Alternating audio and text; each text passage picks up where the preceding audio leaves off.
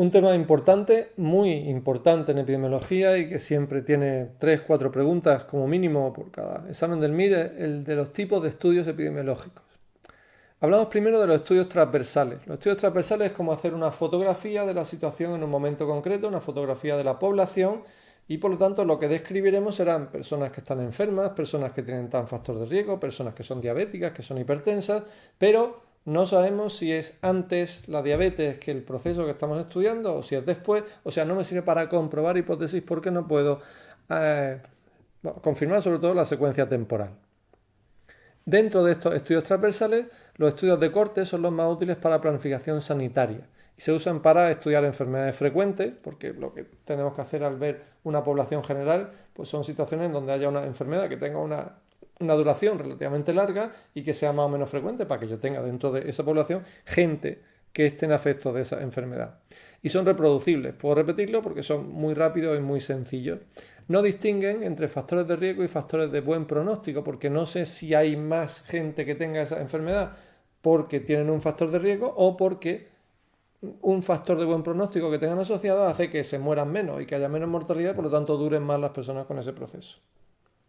Los estudios ecológicos no agrupan, no estudian sujetos individualmente, sino que estaba pensando lo siguiente, disculpen, sino que agrupa a los sujetos en función de variables geográficas o temporales. Según eso tenemos los estudios ecológicos en donde comparamos la mortalidad por accidentes de tráfico en Andalucía con la que hay en Finlandia, por ejemplo, y tenemos también estudios o series de tendencias temporales en lo que comparamos los resultados que ha habido en cuanto a la aparición de neumonía en el mes de enero con respecto al mes de mayo, con respecto al mes de diciembre de un año u otro. Por lo tanto, no estamos estudiando cada individuo que se le ha presentado ese proceso, sino en una unidad, ya sea geográfica o ya sea de tiempo, cuántos casos se han presentado. Esto puede dar lugar a un seco que se llama la falacia ecológica.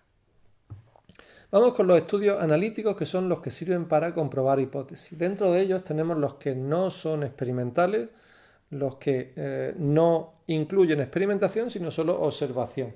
Y dentro de estos estudios analíticos, digamos, tienen una gran evidencia, pero no me proporcionan tanta, evidentemente, como pasa con los estudios experimentales. Y ahora pasamos a verlo uno por uno. Los estudios de cohortes. ¿Cómo construyo estudios de cohortes? Los construyo, en el caso más fácil para que vosotros lo veáis, construyendo un grupo de fumadores y otro de no fumadores y siguiéndolos en el tiempo a ver cuántos de ellos presentan enfermedad. O pacientes con hipertensión o sujetos sin hipertensión, a ver qué pasa con ellos en cuanto a la hemorragia cerebral. Realmente nosotros podemos coger una cohorte grande de sujetos que cada uno tendrá sus características, unos fuman, otros tienen hipertensión, hombres o mujeres, tanta edad, tantos hábitos alimenticios, y luego los estudio durante mucho tiempo y puedo hacer comparaciones. Vamos a comparar qué ha pasado con los fumadores con respecto a los no fumadores. Todo eso son estudios de cohorte. Los fundamentales que tienen sentido hacia adelante, tienen sentido de la presunta causa hacia la aparición del efecto, aunque el estudio puede ser prospectivo o puede ser retrospectivo. Retrospectivo sería que yo me vaya a datos que tengo de 1990 y vea lo que ha sucedido con esa cohorte de sujetos hasta el año 2000. Son estudios que van buscando desde la causa, buscando el efecto, pero que se sitúan en momentos precedentes o anteriores al inicio del estudio. Esos son lo que se llaman cohortes históricas. Las principales ventajas son la evidencia que proporcionan, que se pueden calcular incidencias y que evaluamos la multiefectividad. Sin embargo, tienen alto coste, un inconveniente, y no sirven para estudiar enfermedades raras.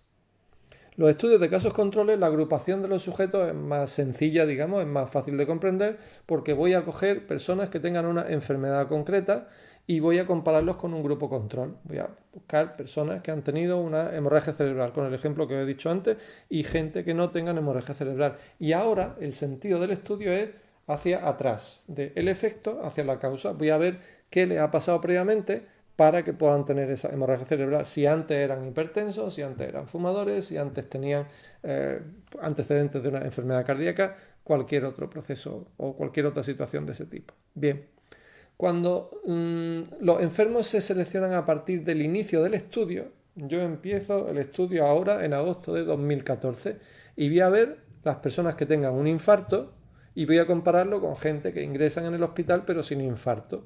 Y con cada persona o con cada pareja de personas que tienen infarto o no, voy a ver sus antecedentes. Eso es un estudio de casos controles en donde yo evalúo casos incidentes, pero tiene un sentido prospectivo.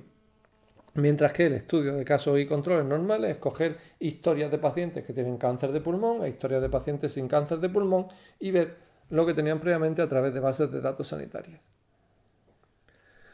¿Qué ventajas tienen los estudios de casos y controles? Son repetibles, en su diseño parece que son relativamente fáciles, aunque ahora tienen un inconveniente también, son económicos y sirven para evaluar enfermedades raras. Entre los inconvenientes, el principal son los sesgos que derivan de la construcción del grupo control, donde muchas veces ese grupo control lo cogemos de bases de datos hospitalarias, por lo tanto son gente con un nivel de salud que no es comparable al de la población general. Y también estos estudios no pueden calcular incidencia o todos esos inconvenientes u problemas. Los estudios híbridos tenemos que saber poquito sobre ellos, pero son estudios de cohorte. Yo tengo una cohorte de sujetos y dentro de ellos voy a hacer el estudio de la cohorte correspondiente, voy a hacer un estudio como los que sabemos ya de antes. Pero dentro de ellos se me pueden plantear cosas concretas como, por ejemplo, que voy a evaluar un factor de riesgo que sea muy caro de medir a lo mejor. Si yo tengo una cohorte de 10.000 sujetos, no tengo dinero para medir ese factor de riesgo, una característica genética, por ejemplo, en los 10.000. Entonces, ¿qué hago? Pues voy a hacer un diseño dentro de la cohorte de casos y controles. La única diferencia para nombrarlos de una forma o de otra es que si yo he seleccionado el grupo control al principio del estudio, tengo 500 sujetos que me sirven como grupo control y los compararé con los casos que se vayan produciendo, tengo lo que se llama un diseño de cohorte casos. Mientras que si por cada caso que se produce yo selecciono 2 controles y los controles se van también seleccionando de forma progresiva, tengo un diseño de casos y controles anidado en la cohorte.